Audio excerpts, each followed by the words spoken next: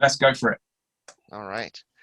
Well, so welcome back, everybody. If you're watching this is episode 26 of the Flatirons Syndicate Podcast, and once again we have a special guest with us today, and we have sitting with us Olly Clark from Roger Clark Motorsports. And hi, Olly. Hi, guys. Yes, and Olly has said that we can ask him anything and everything, and so we're going to try and take advantage of that and pick his brain. And I had a whole list of questions, and then, geez, what was it, 2 days ago, there was this announcement that came out that there's going to be this Bentley race car running up Pikes Peak, driven by Reese Millen. And on the side of the car, it's got, Roger Clark Motorsports underneath, the Faster logo. And so all of a sudden, I kind of checked some of the questions that I had, and so I wanted to kind of pick your brain about that. Now that that's been released, Olly, I guess, can you tell us a little bit about what the car is and kind of, what your goals are for Pikes Peak this year? Yeah, of course. So, the way the car came about, we were approached by Luke Clayton of the Faster brand. Okay. And he'd been down a couple of routes with trying to get himself into Time Attack, trying to get himself into something competitive, having a load of fun at the same time. And he ended up with an Evo project, which was kind of lots of different, really nice components from lots of different places from all over the world, and then kind of all bolted together in no real kind of method or order or real thought or real kind of realization of the foundation that was there. So we had a good look at it. We tried to make it work, and we just said, look, I think it may be we look at going down a different route. So Luke kind of listened to what we had to say. Obviously, he tried really hard to get, going off on, creating his own project.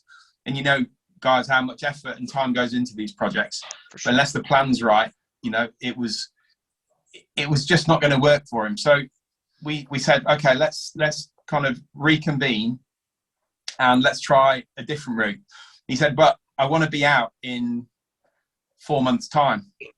Wow. So we thought, wow, I mean, that's a real, that's a tough one, because you're either going to miss the season or, we're going to, it's not realistic really to create a winning car in such a short frame of time. So yeah, we then sat down and we're actually already connected with M Sport. So Matt had the idea of, well, Luke, let's look at doing something a little bit wacky here, and why don't we look at putting a GT3 car into Time Attack? And Luke just kind of sat there scratching his head, thinking, oh my God, you have lost the plot completely. And actually, I think he slept on it, and then the following day he said, okay, let's put the order in. So we then put the order in with M Sport, and literally those guys, 6 weeks later, this vision of beauty turned up, this Bentley GT3. Fantastic. Wow. So yeah, that's kind of how the Bentley came about. Luke hadn't had a massive amount of experience, and we lined him up with some sort of driver tuition, and he was like a sponge. He just absorbed it. He soaked it all up. He listened to everything that he was told, and he actually did an incredible job, because those cars they're not just jumping in like a normal stock road car, and oh, yeah. There's definitely an art to driving those things. And literally he grabbed it by the scruff of the neck, and he did such an amazing job. A real emotional roller coaster, and he drove it in the dry, he drove it in the wet, he drove the socks off it. And he was, he put himself up there to be counted, and he delivered. He really did. Very cool. Very, very, very cool. Very difficult and very easy to underestimate, actually, what he achieved. He is pushing the Faster brand pretty hard, and obviously the whole COVID thing kicked in, so we were ready to do 2020 and go Time Attack again. Obviously the COVID thing kicked in, and in the meantime, he got into talks with Bentley. And between ourselves, Bentley and M Sport, we came up with the idea of actually attacking Pikes Peak, releasing a little bit more power out of the Bentley, a bit more aero, and then put Reese in the driving seat, and do something spectacular and something different, and make some ripples. And I think so far, have you seen it? It looks fantastic. Couple ripples already. Everybody is sharing this car. It seems like everybody across the world is excited about this car. So I think you guys did a good job. Yeah, no, we're really pleased, that it's all come together, and it's come together in such an amazing way. It does everyone who's involved with the project so much justice, and obviously it's in great hands with Reese Millen as well. So I'm sure it's going to be a real spectacle. Yeah, he is. I mean, we've seen him on the mountain. We've raced with him, and I mean, he's just like, he and his family. I mean, there's just such a knowledge base there. I mean, yeah, he's definitely one of the best guys you could pick to put in that driver's seat for sure. Definitely, he's definitely got VP import in the old bloodstream. That's for sure. Oh yes, absolutely, definitely. Can you mentioned the Aero Package? Like, can you give us just maybe some hints? You don't have to go to all the details, but like, how much did you change the car with Pikes Peak in mind? So most of the aero work was done. We had some input. Most of it was done at M Sport again, and obviously because there's no sort of real rules in that respect. It was like, let it have it. Let's give Reese as much as we can. So we weren't actually involved with the aero side as such, but obviously we just had our kind of a little input just to steer the project. Sure. And it sounds like power has changed. I mean, it sounds like there's a lot of custom work being done to the car with Pikes Peak in mind. So when it gets here, it should be hopefully pretty much ready to run up the mountain. Yeah, it sounds really angry. I would think it's 4 figures in terms of power. Oh man.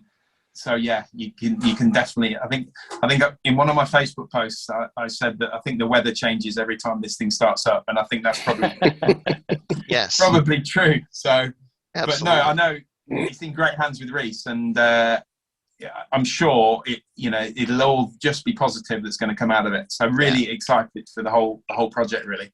That is fantastic, and the good news for us is it turns out Pikes Peak is just a short drive away. For you guys, it's going to be a little bit further of a trip out there, but yeah, it's going to be exciting to see what you guys can do with it. We just sense a bit of British goodness across to you guys to appreciate. All right. And hopefully you'll enjoy it, and something different. Wonderful. It'd be nice if you came out and actually spectated with us. That is really... Enter the Gobstopper III. We were talking about that when you guys started doing the teasers and stuff a couple Christmases ago. I was like, man, that's a car that needs to come to the States and do the hill climb or something. Yeah, absolutely. It would just be so cool. I mean, obviously probably needs some suspension changes because it's a proper ride height and not hill climb ride height, but it'd be fun. Would absolutely love to bring it across. In fact, just going to move you guys across there. There she is. Gobstopper III. So literally we've got 3 this side, and then we've got Gobstopper 1 this side. So oh my gosh. Literally I'm in pole position at the moment. And see, I was going to ask where you are, and so now that, I mean, we've eliminated 2 of the variables, so that must be Gobstopper 2 that you're in. I'm Gobstopper 2, only because the seat is a little bit wider, and it's a little bit more comfortable. And I thought, you know what, I'll speak to you guys all night long, so I wasn't sure how long we were going to chat for. So I thought, you know what, let's chat somewhere nice and comfortable. I got my sleigh belts on. I'm all strapped in. So if we're in good hands. We can hit you with anything now. Brilliant. Anything. Look, I got my side jumpies on. Anything. Yeah. We call those pillows. You just take like a little backside nap on those things. Yep. Oh man. Oh. Well, so Olly, one of the things I wanted to ask you, you don't have to go into great detail, but one of the questions that we hear a lot is, well, hey, who is Roger Clark, or who are these new guys that are coming onto the scene? because I think a lot of people over here in the States are not as familiar with the brand, or it's a new brand to them. And so Yeah. could you maybe just say a couple words of where Roger Clark Motorsports started, Okay. and what your experience came from? Yeah, yes, of course. So my father was called Roger Clark. He was best known during the 60s and 70s for his exploits with the Mark I and Mark II escorts. Okay. And he was 5 times British champion. He won the RAC rally twice, and actually became, it was the first time that sponsors got involved with the sport through my father, and TV started getting involved. And obviously it's really, really early days. Obviously there's no social media or anything like that, no internet. Right. So he was kind of a bit of a household name in those years. And at the time I was born in 73. So this was all going on when myself and my brother Matt's 3 years older than I am. Okay. This all kind of kicked off when we were quite young. As obviously my father's sort of motorsport career continued, when Matt became at the age of 16, 17, 18, he wasn't really interested in pursuing I'd say a normal office job. So sure. We were just always involved with cars, always brought up around cars. We lived out in the sticks, in the countryside, so we had access to kind of vehicles and cars, and we were all driving at quite an early age. So when my brother decided that he needs to grow up and actually have a job, he started sort of building and preparing and servicing people's cars, and this was done at home in a literally 2-bay garage. Mm-hmm. And kind of word got around that he's pretty thorough, and he does a great job, and actually he became busier and busier. And at the time I was at school, and I then went to university, wasn't really sure what I wanted to do. And then suddenly I thought, you know what, actually, I think it makes sense if I help Matt out and we then kind of make a bit of a go of it. So sure. Hence Roger Clark Motorsport was then born. Okay. My brother started preparing. In fact, one of his first jobs was for a wealthy businessman came along, and he said, Matt, can you build me a rally car, because I want to co-drive for your father? And that was on the London to Sydney marathon. So from London all the way to Sydney. And that was in, that was 1993 it was. Okay. And that really kind of set the ball rolling. And we then got involved with the more modern sort of rally cars. And then we got approached by Prodrive, and they said, we've got this this new model of car, and we want you to be involved with the Group N program, which was just amazing, fantastic. It's called the Impreza. And literally the rest is kind of history, really. We kind of got our teeth into it, and we decided that that's the car we're just going to stick to and kind of focus on. So it was really, really early days, 1990, 91, when the Legacy kind of was phased out and the Impreza came on board, and then that's kind of when our journey started, really. Wow. And how long did you work with Prodrive?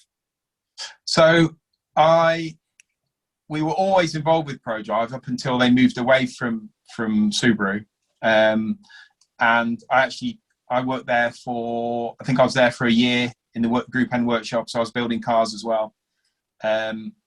So yeah, literally we worked from Prodrive from 91 onwards, really.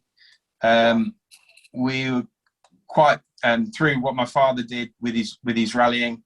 He was quite good friends with David Richards, who obviously ran Prodrive, and so yeah, it's been a long kind of relationship, really. Mark Higgins ran the Impreza around the TT course and the Isle of Man. Mm-hmm.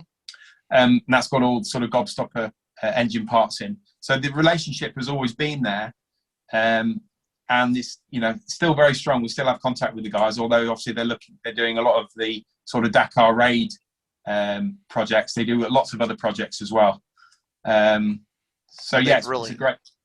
They really diversified. It seems like of late. Totally, yeah. They've got some fantastic engineers there, amazing engineers, and they've just done a electric bike, a scooter bike. Oh. Done that. Obviously, they're involved with other electric programs. They've just done the Paris Dakar with the Hunter. So yeah, they're such a diverse company with some great talent there. Man. Well, and one of the other things I want to ask you about is the Gobstopper, which is for anybody that's not aware, like that's kind of for probably like the rest of the world, what really put Roger Clark on the map was you built this car called the Gobstopper, which you just showed. And one of the questions I had is, well, how did you pick the Impreza? And I think I now have a pretty good guess how you picked an Impreza as a starting platform. Yeah. But maybe could you say a word about like how did the idea for the Gobstopper come? Like what was the motivation for it? And then kind of like what was that car that started out as? How did it start its life as? And then kind of how did you get it to the point where it became officially released as the Gobstopper? Right. Okay. Yeah. So that's kind of that's a big journey, but okay. Literally when we started getting involved with Prodrive and the rally side of things, we then got approached by quite a few road car type customers saying, "What is this car? What is this Impreza? It's got this like scoop on the bonnet, and it makes a really funny engine noise. What is it?" That's well, this is the Subaru. It's the latest thing out of Japan. And then, where can we get one from? And then they went off and we either sourced cars from Japan for them, or they went to their local Subaru dealer and they purchased the Subaru. And then they wanted them looking after, and then they wanted more power. And you kind of in the early days of, no one had seen above 400 horsepower in those days. So literally it was really, really early days.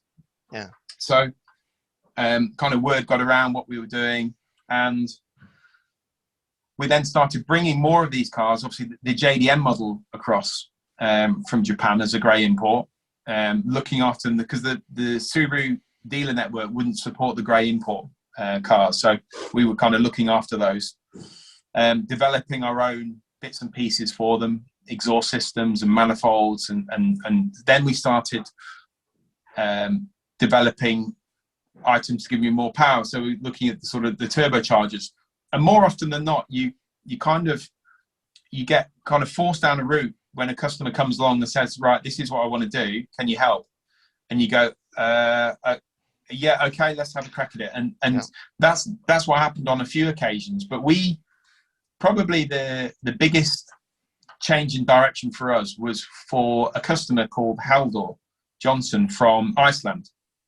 And he had a vision. He wanted to go 9 seconds on the quarter mile. So he literally drove from his house in Iceland, put his car on the ferry, came across on the ferry, drove down to our workshop, drove his car in the workshop, and then got back on a plane and disappeared. And literally, we then went down a route of trying to get him 9 seconds on the quarter mile. So that took us down a particular route. Obviously, we used Prodrive were using some decent technology there, using the gas ring type cylinder heads to allow you to run big levels of boost, big levels of power. And that project kind of lay like a foundation for us for our demo car, because we wanted to do our own car that we could take customers out in, that we could lift the bonnet and just show people, what we're doing, and kind of there as a little shop window for us. And again, there wasn't really a plan. We were, two brothers in our garage doing our bits and pieces and how we interpreted the industry, the tuning industry. And we decided that we'd make a demo car. We'd make a demo car and we'd base it on a 2-door GC8 Impreza. It's one of the best looking shapes that they come up with. And we started to put a cage in it, and we started to kind of lay things out. And then a customer came along and he said, I've got this car that I've had made, and it's a 2-door, but it's got some wide arches on it. And what it was, he was a supplier to Prodrive at the time. He used to supply all the sort of quick release catches, fasteners, all the aerospace components. And basically what happened is, before they went to the bug eye, they had one donor car left. And he said, I want that car to look like a WRC car. So a chap called Steve Wilson at Prodrive bolted on the steel rear arches, the steel front arches, and literally created a WRC looking road car. So we looked after the car for this gentleman called Mark, and he got to the point where he decided that he wanted to sell the car. He struggled to sell it. He couldn't sell it. And he approached us and he said, would you guys be interested? So we kind of slept on it. And I said to Matt, I said, that's a really sexy looking bit of kit. Why don't we stop building the project car that we've got? We'll sell that and we'll buy Mark's car. And then it's got the wide arches on, and let's convert it to the spec. So we pulled it all. We did the deal, and we pulled it apart. We put a roll cage in it, and we just created what we deemed to be a decent shop window, a decent demo car. And word got about that this is what we were doing, and that off the back of what we did with the Team Ice project with Haldor, that suddenly 600 horsepower, 700 horsepower was being talked about. Nitrous was being introduced, 800 horsepower. And when you, again, with a lot of things where you stick your head above the water, there's a lot of people wanting to take pot shots at you.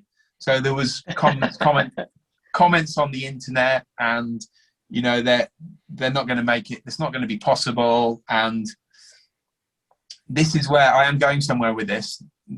There's basically a lot of people kind of stabbing us in the back, saying basically, this will never sort of come to anything. And we actually, there's quite a lot of this kind of backstabbing and chat was coming from actually quite a lot from Scotland. So we decided that actually quite a good name for the car would be the Gobstopper.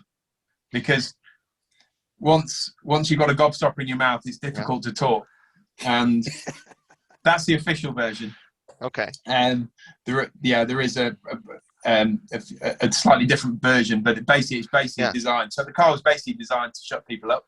Hence the Gobstopper. That's awesome. It's a great story right there. Yeah. So, or if you're someone that talks quite a lot, you're in the UK, we call them a bit of a gobshite. So literally it's the Gobstopper. So yeah, that's nice. How the Gobstopper kind of came about. Wow. And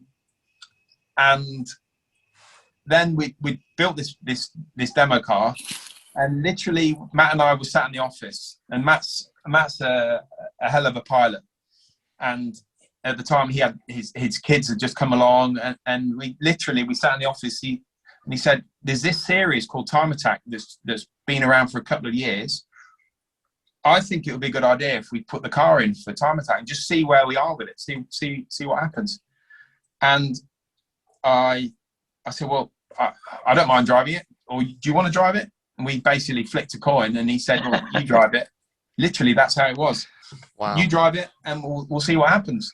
So I thought, well, I've done at that stage, I've done a little bit of rallying. And I said, Matt, honestly, I wouldn't know which way around to go on the circuit. Is it clockwise or anti-clockwise?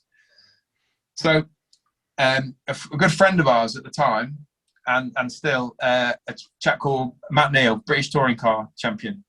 And I rang him and I said, Matt, I've got a little bit of a problem. Next weekend, I've got an event at Donington Racetrack. Would you have a spare hour for me just to show me around? He said, well, I'm testing there that day. Come up and we'll have a quick whip round the track at lunchtime.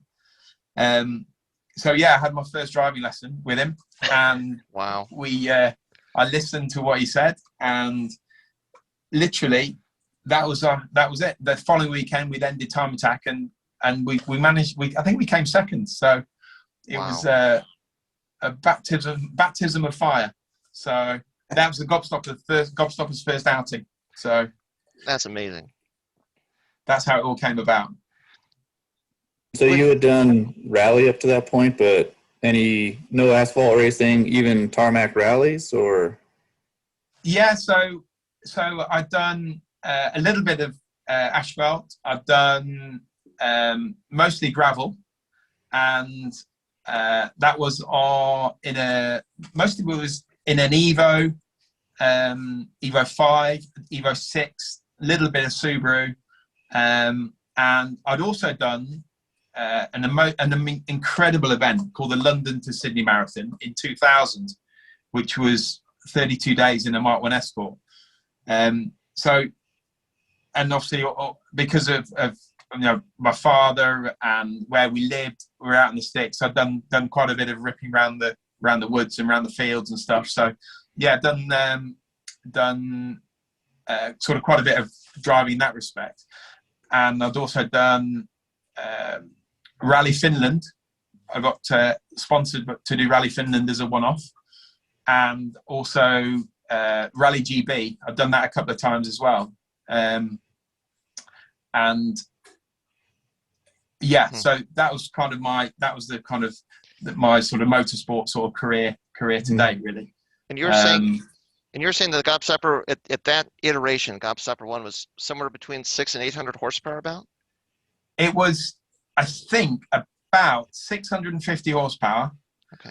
And then as much nitrous as we could stick through its neck. So, and it was. Oh man! Again, we didn't really know what we were doing, and literally, it was a case of hang on, and see what happens. But yeah, it was exciting times, that's for sure. Well, that's what I was going to ask. So the way that I've seen that, I mean, the footage of that car driving, it seems like there's a real similarity into how that car would drive on tarmac with that power to driving a lower power car on gravel. So maybe did your rally roots really kind of lend itself to driving that car? Definitely. I think it's probably what kept me alive, to be honest.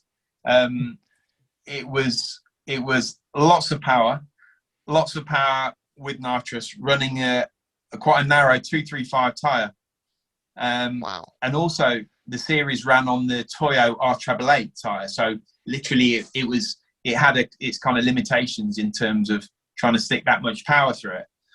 It was entertaining, that's for sure. And there was a few outer body experience moments, I'm sure, during the events. It was a case of hanging on. So obviously, as time's gone on and the cars have constantly been developed, the way it delivers its power is very, very different nowadays. Sure. So we're now doing more power without nitrous than at the time we were doing with nitrous. So it's come a long way, definitely. So what do you think has been the development that has allowed that? Is it just larger turbochargers and stronger motors, and then now we're here? Or technology can you talk about that a little bit? Yeah, I mean, as with any of these things, there's a lot of trial and error. There's a lot of development in cams, the way the engines breathe. We went from obviously a conventional timing belt setup to a deep tooth R-profile single belt to then a twin belt setup, similar to the latest WRC car. So again, all the cam timing was a lot more consistent. We were broken some components along the way. We developed a different range of pistons. We made cranks stronger, conrod stronger.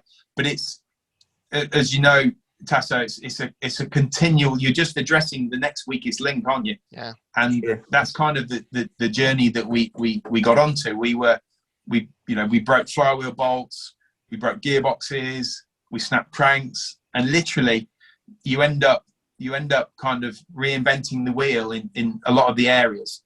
But ultimately, that's how you can then create, over 900 horsepower reliably because of the years of development that we've been, constantly hammering away at it. And competition improves the breed, all that, the kind of cheesy lines that you can come up with, but it works. It does 100%. Yeah. So no magic bullet, just grinding and finding the next thing. And that is it. And obviously at the time, the guys at Garrett and the guys at Precision, they're all developing the turbo side of things as well. So obviously that's happening in the background. And obviously the software side of things, we originally started off on Motec. We then moved on to the Cyvex ECU. Injector technology is improved. So I think sometimes you kind of forget how kind of older or getting, but yeah, things have made, massive improvements. And then obviously the other thing to not forget is obviously the impact of aerodynamics and the effect that has on the car kind of complements all the development that you're putting into the hardware side of things. And then suddenly your lap times are tumbling. So yeah, it's, I think the other thing that we're kind of blessed with in this area, we're literally in the bang in the middle of the UK, in the middle of England. Mm-hmm. And you've got we're about 45 minutes from Silverstone race circuit, and round Silverstone circuit is a massive industry who deal with composites, all Formula One based. So composites, the electronic side, the aerodynamic side. So we're really spoiled in that respect for what we've got available to ourselves in terms of materials, expertise. Aero, who make our cranks and conrods, literally they are a mile and a half away. Oh man! Literally, they're on the doorstep. AP Racing is 20 minutes away. Alcon Brakes are 20 minutes away. We are really spoiled. Amiga Pistons, who do our pistons, they're in Birmingham, so they're 45 minutes away. So yeah, it's off the back of Formula One and where we're positioned. I say we've got some incredible industry and amazing expertise. Yeah, you don't have to look amazing. very far to find an answer to any question that you have, or That's just right. you make a quick phone call or a quick jog down the street and, hey, can you build this for me? That's right. We're it's really pretty deep. spoiled. Yeah, we're really spoiled, Scott, having those connections and literally on the doorstep, where you can actually, rather than trying to do it via email or phone, you literally go and get in your car and you go and speak to the guys. So yeah, that's been a big success for us, having that that technology and that expertise on the doorstep. Well, I can only imagine too, having the relationships over the years, your pedigree as a racing company, and just being able to call up Prodrive or being a part of the Group N program in the first place. I mean, I can't imagine having that as a resource, having that as experience in your past. It's it's very cool. Well, very cool. No, thanks, Tasso. It has been. I can't really stress how good that has been having it there, and I think the era that we've kind of grown up in and have worked in, we've had access to not only obviously our own programs and development, but also Prodrive's development and what does and doesn't work. And we're still friendly with a lot of the engineers. When Matt's motorsport career, his rallying career, he started at the same time as Colin McRae, so that era. So it was very much, we kind of grew up amongst when it was all kind of kicking off, and yeah, just kind of blessed. We're really, really fortunate to be, and same for you guys. We're really fortunate to call what we do work, as opposed to having to get up and go, oh, come on, I've got to go to work. We love it, we thrive it, and every day is a school day, and we love every challenge. It's great. That's amazing. Something question just came to me. So since you started back, like really when the Impreza was initially born and then started running as a rally car, maybe can you say like some of the strengths of the platform, and then some of maybe what are some of the first things that had to be addressed, to make the Impreza into a rally car, and maybe some of those things that you wanted to address in the Gobstopper 1 build, just for anybody else out there that might be working with that chassis and just kind of wondering what some of the really important things to address might be. Yeah, so I think the great thing about the Impreza is it's very straightforward, as in the links are all straight. It's strong, it's compact. Obviously, that aluminium block makes, obviously the Evo's got a cast block assembly in the front, obviously makes it quite nose heavy. The Subaru's also got the aluminium block, which makes the weight distribution better. Obviously, the engine sits lower. It's very straightforward to drive. It doesn't bite you. It hasn't got any surprises. It gives you an amazing amount of feedback, and that's good and it's bad. So when a car's set up incorrectly, it tells you. And obviously you can then make your adjustments and you can feel the adjustments. When it's set up really well, it literally works with you, and you're an absolute king. So it's a very versatile car. It's a versatile car because it's not, certainly the early car was lightweight. You could stick it on the drag strip, you could go around the circuit, you could stick it in the woods. Literally any motorsport, you can go hill climb with it. It's so versatile, and it's unique in obviously in its presence, as in the noise it makes. As I said to you, this scoop that it's got on the bonnet, and I know that when you go to these events, when you're against your competitors, they all come over and have a look at your car. They can't help it. They can't help themselves because that Impreza is so unique. It's got its own character. And I know they also think, I wish I was driving that car, It's got such a following, and it's got a tribal following as well. So, the drivers, the customers, they're also loyal to that car. We just had a customer who'd done 260,000 miles in his, and he just got to the point where it's no longer viable to continue, trying to maintain it, and it's starting to get rusty and stuff. And I said to the owner, who's called Rob. In fact, he's called Rob, and his car is called the Gobstopper. Nice. And he's got all the stripes on, the same as the Gobstopper. So if you look at Gobstopper on the Google, you'll see it come up. And we got to the point with Rob where it was time to call it a day, and actually it felt like we were going to the vet and putting his favorite animal down. And literally that day he lost a life member. So Gosh. So in answer to your question, John, the car is a fantastic car. It's a fantastic base that's accessible to everyone who's a petrol head. Where they want to spend £2,000, they want to spend £20,000, where they want to spend £200,000. The Impreza fits in at every single stage, and it doesn't matter whether it doesn't matter how much money you've got. If you want to compete in motorsport, you can do with an Impreza. And it sounds like, go ahead. So with the Gobstopper III, you moved over to the BRZ, or BRZ, as you guys might say over there.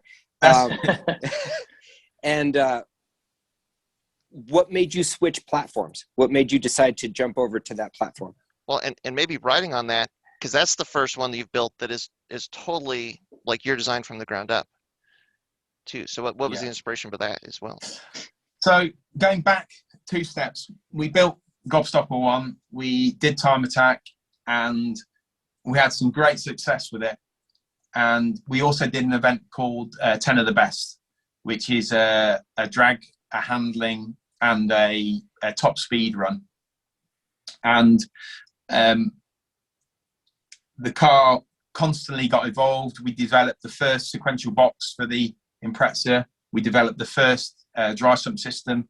So the car was turning into like a real development platform where we were getting asked for more and more of these kind of components that were on the Gobstopper.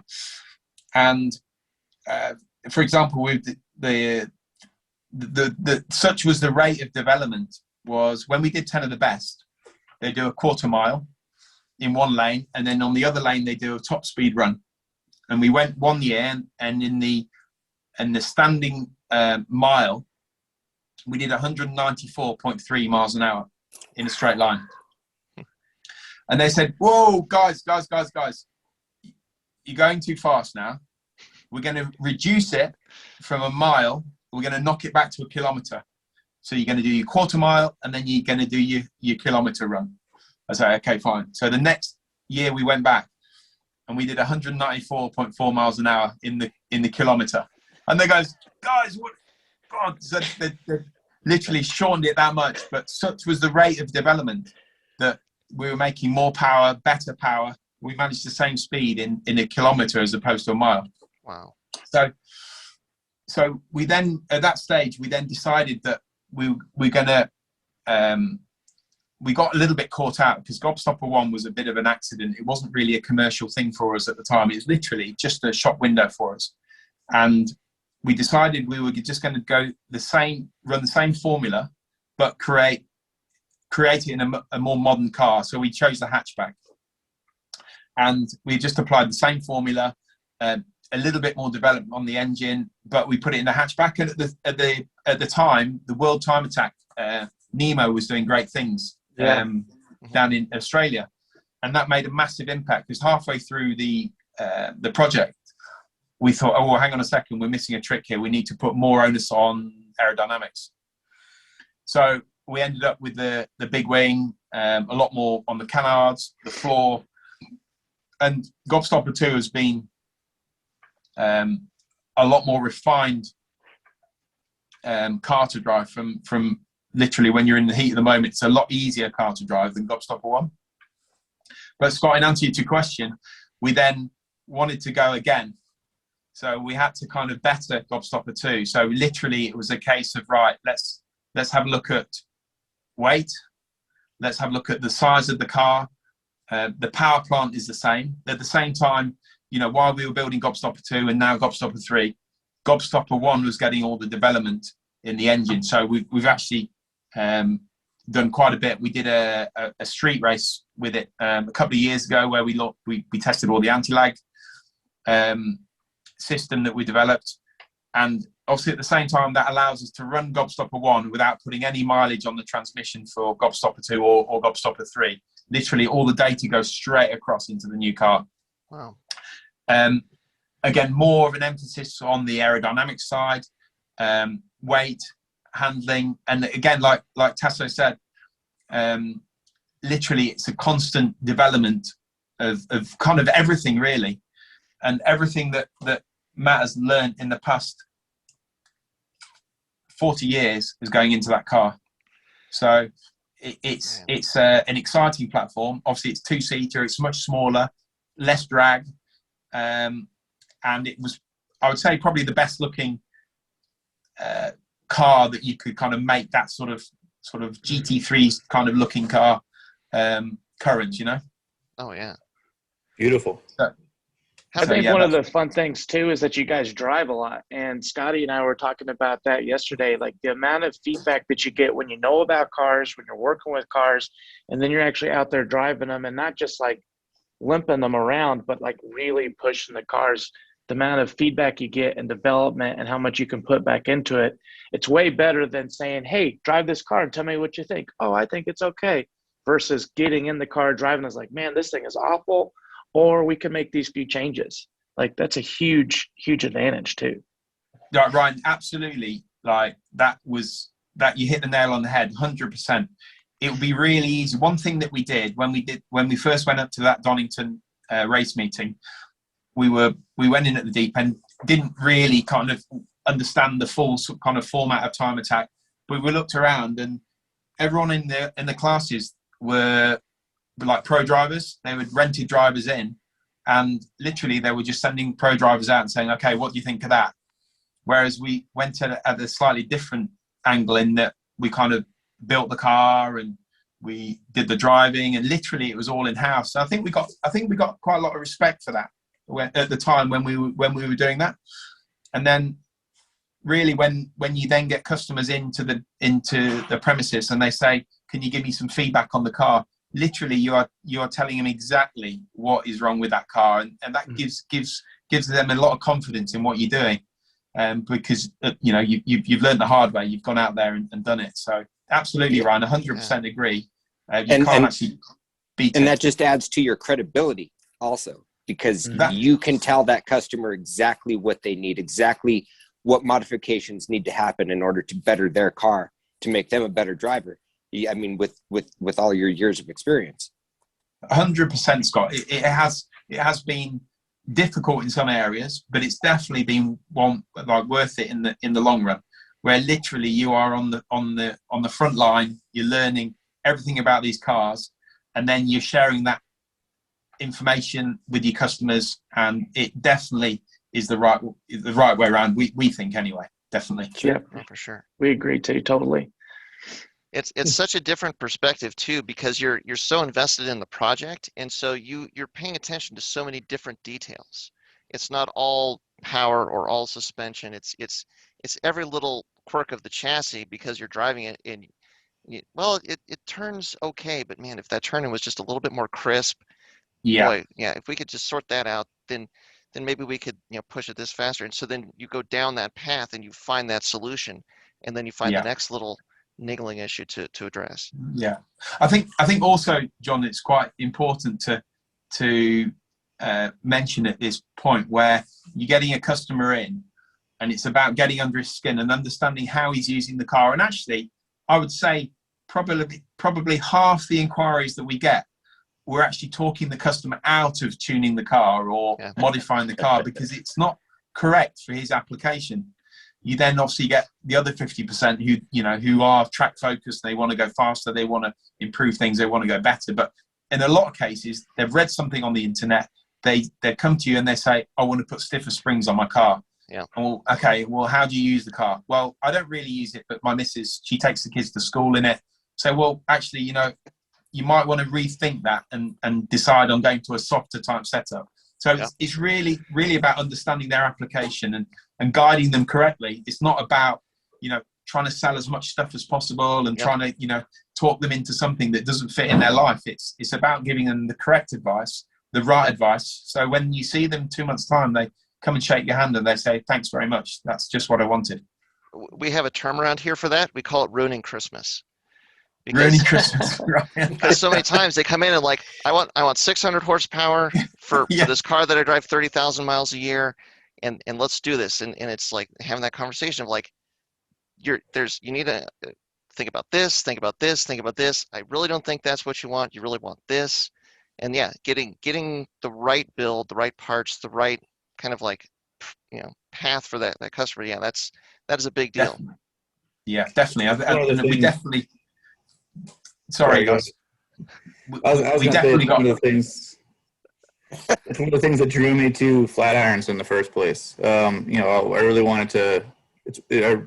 I feel like a good company to create a relationship with was that good advice. Not only is the upselling advice, but the good advice that came from experience that that's really focused on getting a customer or an enthusiast into a successful experience. And I think it's really cool to hear that RCM and you, Ollie, you have the same kind of principle or ethos. Yeah, it is like going into a restaurant and trying to they say, someone says to you in the restaurant, okay, I want to eat this kind of food or this kind of food, and you turn around and say, no, you don't want to eat that, you want to eat this. Well, I don't like that. It's about it's about taking people down a route that at the end of it they're going to be happy at the end of the day. And these Subarus you're talking about a member of their family. This isn't just a mode of transport for them. Literally, it's a family member. So you need to it has to be right for them. That's for sure. Kind of, I had a question because you said when you started running the Impreza, a lot of people didn't know what it was, and one of the things that we've noticed, we've talked about it here, is that even still to this day, there's a lot of times that you take your Subaru out to the track and people are like, what is that? Or especially like they hit so much above their weight. They're so much faster than you would think they could be or should be based on like, oh, it's a 4-door family sedan. You know, like it can't be. Why are you even bringing it out to the track? You know, you might as well race a minivan. And I'm just wondering, like, was that kind of your experience too at the start? And is that still the case? Like, where people you're still surprising people with what that chassis can do? There's definitely been a swing, full swing the other way. So early days when the Impreza first came out, there was no spoiler on the back. There was nothing. There was literally a scoop. I think it had steel wheels. It was a really basic, really basic car. And then through the kind of OE style, as the car evolved, then it started getting splitters and spoilers and side skirts, and it then decided it began to have a lot more of a sort of a presence on the road. And then you then saw people like copying the World Rally cars, and they had stickers on the side, and they'd black the rear windows, and the wheels got bigger and the brakes got bigger. And then something happened in the world, and I don't know what it is, whether it's an age thing, but suddenly at the same time, obviously the power levels are going up and up and up, and you had guys on the road with standard 200 horsepower, 300 horsepower, 400, and off the back of the time attack exploits that we were doing, you soon having guys on the road with 600, 700, 800 horsepower. But what they've then done is actually reversed all the styling, and they've gone back to standard small wings, and they obviously they're turning these cars into real sleepers. Without making a statement. They're going low key, no stickers, very basic, but the thing would fly, you know. Oh yeah. So yeah, there's something about having 4 doors on a car that just like it can't, it just your brain can't process that it's fast or fun. Well, I'm a little bit younger than a couple of you guys, so I grew up with Subaru as the rally car. It was, I grew up right as I was getting my license, was 2004-ish, something like there. So we're right in the heart of Subaru's WRC championship in 2005. It's just post Subaru Colin McRae era and stuff like that, and the Colin McRae rally video games was what drew me to them in the first place. So for me, Subaru is synonymous with especially rally, but motorsport in general. It's a car that has always had that pedigree for me and for my generation. It's I had a similar. You have moments during your kind of life that kind of inspire you. They make a difference, and you remember. You think back to them. One of the most incredible moments that I had. One of my biggest inspirations was my dad. He's on our shirt every day. I think about him a lot. He's on. We do a lot of branding, and he's always there. But one of the biggest inspirations for me was Richard Burns. He was an amazing talent, and I was actually, when I got to know him quite well when I was working down at Prodrive, and one day he said to me, "I'm doing a test down in Wales," and it was the same year. That I was doing Rally GB, and he said to me, "I'm doing a test 2 days before at Neath. If you shoot down, we'll get you in the car during the test." So I was competing myself. I definitely didn't want to miss it, so I got up early and I shot down to Wales, and he was doing a test for the rally, which was that following weekend. But at the same time, he had a load of Royal Air Force pilots. The Royal Air Force pilots early in the year had taken him up in one of the Tornado jets, and it was Richard's turn to return the favour. So he said, "What we'll do is you come down, join the back of the queue with the Tornado pilots, and then we'll get you in at the end." So I thought, wow, this is amazing. This will be great. So the Tornado pilots went in. They went round the woods. They had this amazing morning, and then they got out and they could hear them all chatting. And I probably, at the time, I thought, obviously I'm competing. I was probably, in terms of my sort of rallying career, it was the fastest I was ever going to be. And I was probably a little bit kind of nonchalant and a little bit kind of, I knew kind of what to expect. Anyway, the pilots had been through and I was last to get in. So I got in, strapped myself in. It was the most unbelievable experience. My brain, I felt a combination of in complete awe of what Rich was doing, but I was so deflated at the same time. So I thought, oh my God, I am miles away from Richard's pace. His braking point was the apex of the corner, and that is something that will never ever.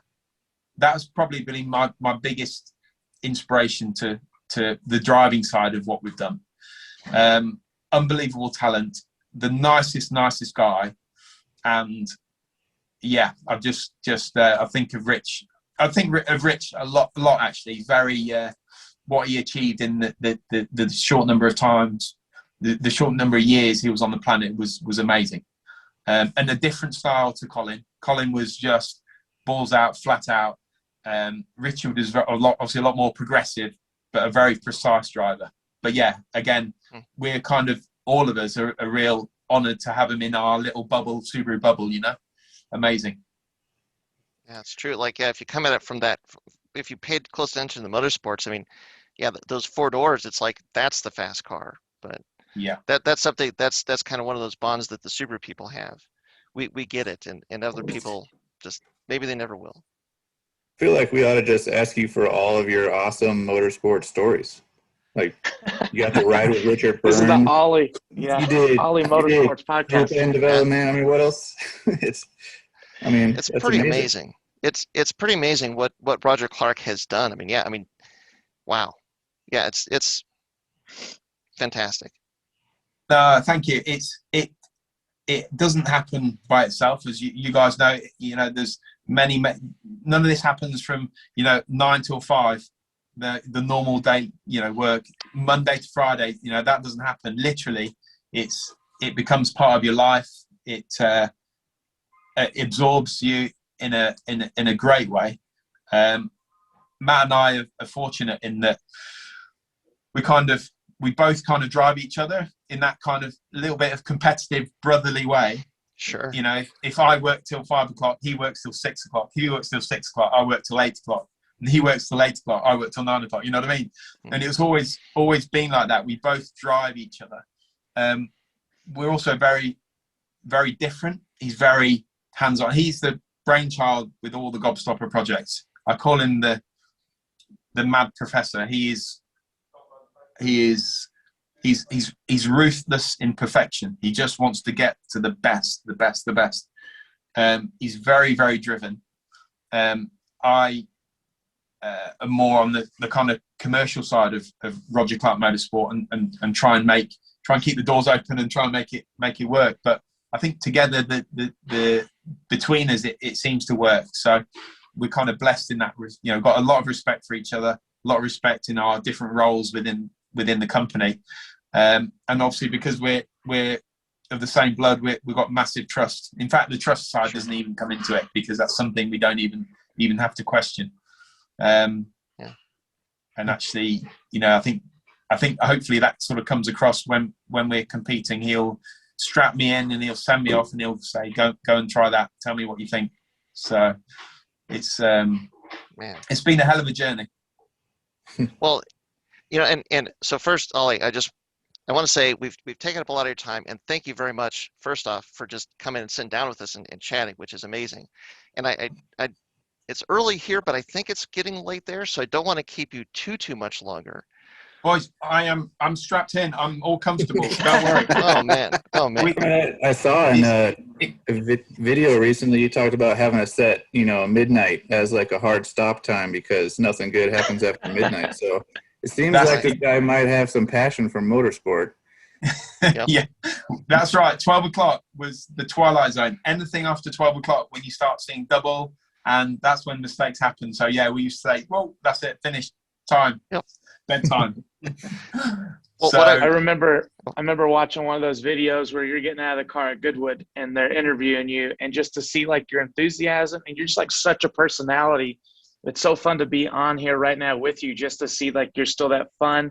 There's almost like a childlikeness aspect of it. Like, yeah, I just love what I do. I get to drive fun stuff, and it gets me so excited because there's not enough personalities in motorsports either. You know, that a lot of guys are really serious and they're just think about just the one thing. And it seems like you guys know how to have fun too, because that's part of like why, if you're not having fun, why you're doing it, you know. Yeah. It's really cool to see your personality from that video of them interviewing you when you're breaking records and got the Gobstopper to translate to just this super chill, mellow, fun. I don't know. I love that personality. It's just so awesome to see it. Ryan, that's great. Thank you. That is the way it is. That is the way we are. I mean, you mentioned the Goodwood event. If you guys are ever coming across this way, please try and time it with the Goodwood event, because it is the most amazing spectacle. You must, put it on the bucket list. You must go to Goodwood at some point, because it's, even if you're not into cars at all, you love Goodwood. It's incredible. Goodwood was a real fairy tale for us, really. It was the first time Time Attack had just got the motorsport governing body sort of recognition that it's an official sort of sanctioned event for them. So they were getting behind what is Time Attack. So Goodwood decided that they're going to introduce Time Attack to the Goodwood stage, and they basically said, well, kind of who's kind of at the sharp end of Time Attack. So they went on the internet and checked it out, and they gave us a call, and they invited us to run up the hill. And other than 10 of the best, we hadn't really, obviously all our Time Attack stuff was done on a rolling lap. So we agreed we'd do the event. We weren't really sure kind of the format, weren't really sure how it ran. It was the first kind of hill climb that we'd done. The only kind of launching that we'd done really with the car was at 10 of the best. But that was it really. So you weren't allowed to practice. So I got on my mountain bike, and I think I did 6 runs up and down the hill on my mountain bike. And that was it, straight in at the deep end. And I remember talking to Matt, we'd done 2 practice runs, and I think we were second or third. And I said to Matt, I think there's a good chance here that the car will work for this event. I think we've got a good chance of getting a decent result here. And there's a couple of things we changed, and yeah, literally we had a fairy tale weekend. It wasn't in the script. We didn't know what to expect. We were just going just to be part of the event, but to come away with winning the event was it was pretty emotional, really. Pretty emotional. Well, the emotion from the other people that lost to you that weekend was pretty neat also. Like the people in these supercars basically that got humbled by an Impreza was pretty amazing to watch. And what I said, Scott, earlier about, taking an Impreza, you can stick it in any pigeonhole. And that was a classic case of sticking it in, in the Goodwood pigeonhole and it performing and delivering, And you're absolutely right. Everyone that I was competing against appreciated what the car had done that weekend. And that's the mindset of Goodwood. There's such, it's such an incredible place with incredible people and very humbling. And literally, you'll see superstars walking around, as being part of the crowds. It's highly recommend. You must go, definitely. It sounds pretty amazing. It looks pretty amazing on. Yeah. What? The Do I need a big hat for like they have at the horse races at Churchill Kentucky Downs Derby? in Kentucky? Yeah, the Derby. Yes. Well, they have that retro weekend too, I think, where it's like from World War I, World War II. That's right. They do those crazy kind of crazy events over here. Yes. So, but yeah, that was a Goodwood story. Now, so what I wanted to ask you is, can you give us any hints of kind of like what your thought is for Gobstopper 3? I mean, obviously, you guys wouldn't have built that car if you didn't have some ideas of what you wanted to do with it. Can you give us maybe some hints as far as kind of some of the things that are maybe on the whiteboard as far as what you're going to do with Gobstopper 3? Yeah, sure. So I was just looking over on the whiteboard, John, actually. It's just behind the car. So we'll have an official shakedown, which will literally be driving around at between 40 and 80 miles an hour, literally just shaking it down, letting things come up to temperature. All we're doing now is just trying to get to know the car and just see how it's going to behave, if it's got any niggles or gremlins. And there always is on a project of this size, on the project of this scale, developing this amount of power, you're always going to have the odd little niggle. So early days is just a case of doing laps and just getting things up to temperature and getting to know it, check all your pressures, check your oil, your fuel, your water, just making sure that it's behaving itself. And then the next step will be to obviously bring it back to the workshop and have a good look over it and just make sure that everything's doing what it should do. The next stage will be then to start to kind of lean on the car a little bit, and we'll then start to probably make some adjustments to suspension, make sure that it's starting to work for you as opposed to fight you. And that's something I mentioned earlier about the feedback that the car gives. Also, we're going to be exploiting that and making sure that the car gives us the right feedback so that when you're really pushing, you're not having to fight it, it's working for you. And we'll probably, the first track that we will shake down at will be the Silverstone National track. And that's got a really, it's very flat. It's a clean track. It's nice and wide. And there's a corner called Cops where it's very wide, it's very fast, and there's lots of runoff as well. So that will really be the litmus test of how fast we can go around that corner without having to kind of either lift or brake. So that will be kind of, that's the kind of next process. Now, what am I expecting? I think the jump from Gobstopper 1 to Gobstopper 2, I think the jump from Gobstopper 2 to Gobstopper 3 is going to be bigger. Wow. We've got 300 kilos. That's 300 kilos lighter. And I think the maths, I'll need to confirm it with Matt Fath. I think the aero is 5 times more on Gobstopper than Gobstopper 2. So in there is some crazy formula. So yeah, definitely need to have my wits about me. Yeah. Man, what's even cooler, I keep reminding myself, is that you're sitting right there next to it. Like, there's a couple times in my life I've been starstruck, and you yourself, Ollie, are enough to make me starstruck as is. But just what you're sitting in or next to, the facility that you're in is, I keep reminding myself, oh, you're just sitting in Gobstopper 2, just casually. Yeah, right? I mean, right. It's Tasso, that's really, really sweet of you. Thank you. It is. I mean, the Gobstopper is part of the family, and as are all the Gobstoppers. And actually, I kind of feel that Gobstoppers are kind of part of the Subaru community. Whenever customers, definitely. I get customers, they kind of belong to the whole. They're not Roger Clark Motorsports. We're just looking after them. They're part of the whole Subaru scene.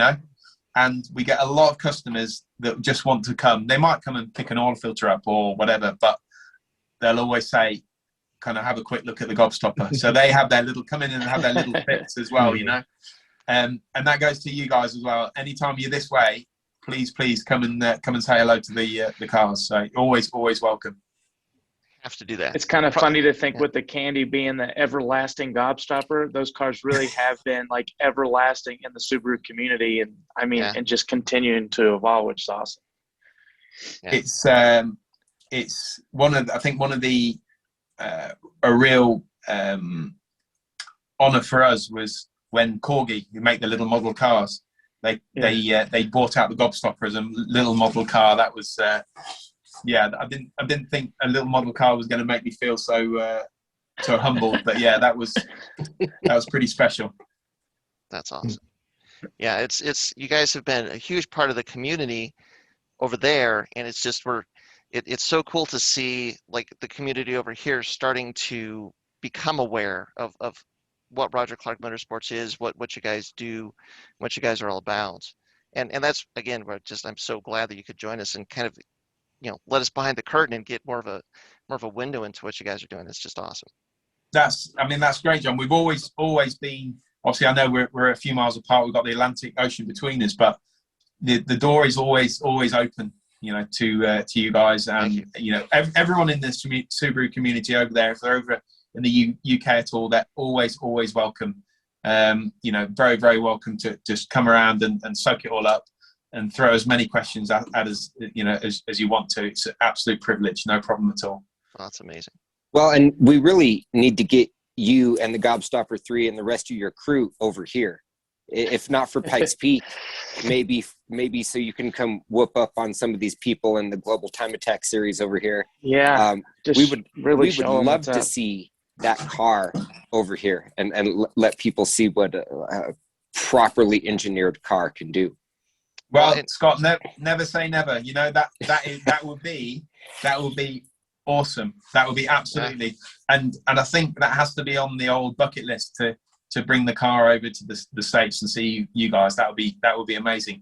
So I will hold me to that, Scott. We would like to come and all right, add it to the whiteboard. We'll stick it on the list. Stick it on the list now. Yes. Well, and just keep in mind, there's Super Lap Battle at Circuit of the Americas. If you've driven at Silverstone, Circuit of the Americas, 2 Formula One tracks. it seems like that'd be a nice transition.